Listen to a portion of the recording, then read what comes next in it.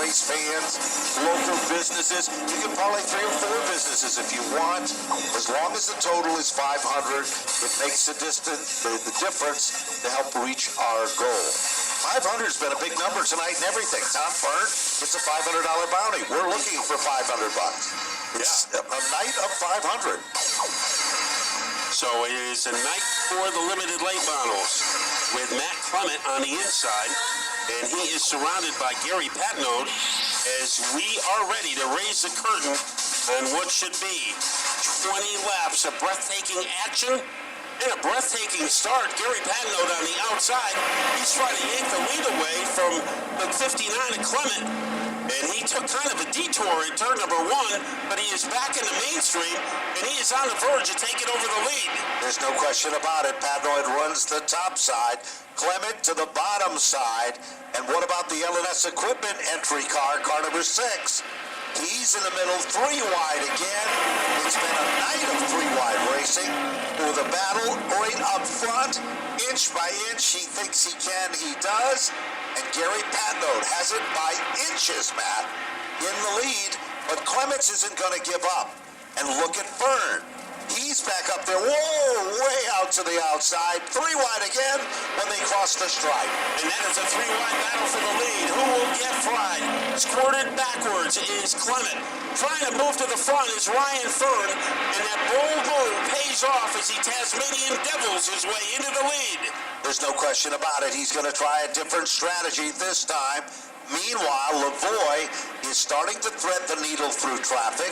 He's running there with Provost, who was last week's feature event winner. So there is 5 cars contending for the 3rd spot, and here comes the Aspen Hill Farms LNS equipment entry car number 6 up to the 4th spot. But there's a battle of 4 cars contending for the 4th position. 4th through 9th, but fit in a lampshade. Here is Lavoie, the Red Thunder. He is able to make the move, and he clears that number 66 of Brent up at the front. Ryan Fern trying to expand his lead over Gary Patnode, but the best battle now is deeper in the field as it is Bren tangling with Clement, and also there for the ride is Dwayne Provost. There's no question about it. Provost is trying to hold on to the inside of the racetrack, but it is the Life Care chiropractic machine of Wren that is now moved into position number 5. Lavoie is still up in the 4th spot as he continues to try to hold on. Look at that battle for second, man. And on the inside, R.J. Surdell, as he is laminated to the fire cylinder. Look at Lavoie. He moves into second. Lavoie going sideways. Lavoie in trouble on life support. And he gets pounded in turn number 3. I believe it was Clement who might have added a knockout punch there to the 6th car. And another car is involved. It is tough to make out the number. We've got 4 cars entangled in this. But he ran into some unforeseen danger. And it all happened on lap number 6. So we have had some fisticuffs being thrown tonight. Glad you have been with us, as it has been an eventful night of motorsports here at Stafford Motor Speedway. When we get ready to resume, it'll be Ryan Fern in car number 92 operating against Gary Patnode. In the 2nd row, it is the 87 of Surdell alongside the 23, and that is Steve Mitford. So Mitford, in his rookie season, has an opportunity to extract a pretty good finish as we get ready to turn up the heat. Here they come. And again, Fern has just a little more muscle to be able to hold on, but all of a sudden, Patnode is back in the thick of things, Matt, and he's now reeling back in on Fern as they come back off turn number 4. R.J. Surdell is there, and the 23 of Stephen Medford is getting closer. And right behind them, Andy Marquise in the 5 and Martell in the 8. But it is Fern trying to expand his lead against Gary Patnode Now, R.J. Surdell has been knocking on the door all season long. Right now, he has a huge task. He has to get by Patnode and then track down Ryan Fern, but he is running very smoothly, and he is approaching the back bumper of the Patnode car. Here he comes down low, trying to blockbuster his way underneath the 22, and he doesn't. And now, following his example is Steve Mitford. Look at this move by the 23. As he almost came close to moving in the top three, it is Surdell in second, but he has a tremendous chore on his hand to try to get close to Ryan Fern as we are approaching the halfway mark in this limited late model race. And here is Ryan Fern with speed to burn as he is leading by an apartment complex over the combination of R.J. Surdell and then Gary Patnode. Well, Surdell and Patnode, they've been battling lap after lap, and now all of a sudden, it is the 23 of Stephen Mitford who's also closing up that gap ever so slightly. But while all that is happening, Ryan Fern continues to set some pretty impressive laps, 22.268. Now, he turned the fastest lap of the race with a 21.825. And Mitford refuses to go away as he is very persistent in car number 23. But Ryan Fern, he is leading by about a glacier. And trying to melt that lead away is R.J. Surdell. So he has been a survivor, and he has a very smooth car underneath him. But right now, the class act at the front of the field is Ryan Fern. There's no question about it, and he continues to not back down a bit, Matt. He continues to run those consistent, fast laps, so he is not going to take it easy. He wants to win this in aggressive style. Yeah, and Ryan Fern really isn't known for his consistency, as he has had his peaks and valleys this year. And now the lead is starting to be trimmed by that number 87 of Surdell, so this could get very interesting over the final 6 laps. Also digging hard is Patnode. And Steve Mitford, you'd have to say he is the feel-good story of the race. Very limited late model experience, but he is running with the big boys. There's no question about it, and he continues.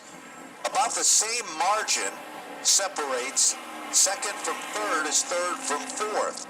Now, Mitford, he's really gotten better each and every time out, and that's a very historic car here at Stafford Speedway, because David Arute had tremendous success with that car, and Brian Narducci had equally as impressive of success with it, and now Mitford is showing it has great potential. Oh, we've got a problem at turn number 4. A car has come to a screeching halt.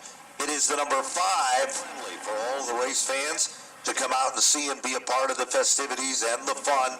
So bring a friend.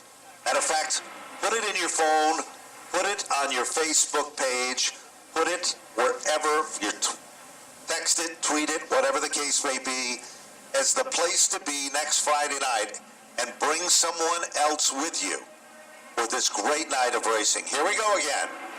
Green is back out. 5 cars. Fern is still the leader. And all of a sudden, Surdell, he had enough power on the start. But boy, that Fern car, once it gets out in command, it just seems to pull away. And you can see he is riding on the edge coming off of turn number 4. So he is not taking it easy out there. You got to give Surdell credit for that, for putting some pressure on him. Now Patnode, he is still up in the top 3, and he is close enough to make a move against Surdell. So we'll have to watch the progress of Gary Patnode. Then in 4th, we have the 23 of Mitford, and then the 8 of Martel. But right now, the lead belongs to Fern, and all the momentum belongs to Fern. We could have a battle for second, however. Second is a whole different story, because the white flag is out, and if anyone's saving anything, Gary Patnode and Stephen Mitford are within striking distance. Now remember, 3 cars go to the podium, and that's where you want to be. If you can't win, you you still want to be center stage here at Stafford and Napa Victory Lane.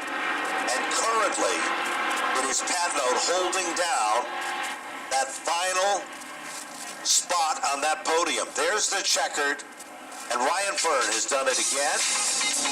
Robert Surdell will finish in second. Gary Patnode to finish him on the beginning. So Ryan Fern, a very dramatic driver. He can have highlights and lowlights sometimes in the same race, but tonight everything was perfect for the driver of car number 92. R.J. Strudel, another podium for him. And Gary Patnode has been one of the surprises of the limited late models this season. He racks up a third place run. So Ryan Fern, he also wants to be an announcer, so you never know if you'll be hearing him as well as seeing him in the near future. He settles into Napa Victory Lane. The SK Modified will be coming out momentarily after we have our lucky numbers. So that should be the showstopper of the night. We'll see if Keith Rocco can move back to the winner's circle, or if Mike Christopher can make it two in a row. One thing about the SKs, every driver in the field is capable of winning. Out of the car is Ryan Fern, and getting ready to talk to our winner, the MC of Victory Lane. Here is Dave Barabalt. And Ryan Fern here in Napa Victory Lane. Ryan, pulling off your third win of the season. It survived a couple of restarts, but once you got out there, it looked like that car was a bull. Yeah, we've really been working on this car every single week. We try to do something different with it, try to make it go faster than before. You know, even if we win, we're always trying to make the thing go faster. You know, there's unlimited possibilities with these things, so we try everything that we can, throw some big swings at it. It's win number three for Dale. Shout outs to Dale Sr., one of my biggest inspirations in my entire racing career. You know, ever since I was young, he was the first guy I knew watching the Sprint Cup races on my dad's lap when I was a youngin'. But just got to thank Safeco Phone. I got to thank Dave Cimbali. He's the loudest one at the track every single season. He comes out and he supports us all. I got to thank Pioneer Valley Rider Training. Get your license there and everything. You don't have to go through the DMV or none of that. You just get the training done in a week and get your license. I also got to thank Whip Sporting Goods. All right, the wind's pretty strong tonight, but anyway. And you know, I just gotta thank Napa for sponsoring everything here at Stafford. Gotta thank the Aru family. Gotta thank the crew. I gotta thank my buddy Colin for coming down to the shop this weekend, coming down here on Friday tonight. He hasn't been down before, hasn't really helped out on the car before, but he gave us a bit of an edge here. I gotta thank Graham Ham Chassis. We got the brand new sticker on the car last week. I gotta thank Joe Ham as well. I had a serious talk with him this week, just like I did 2 weeks ago, and look at where we are again.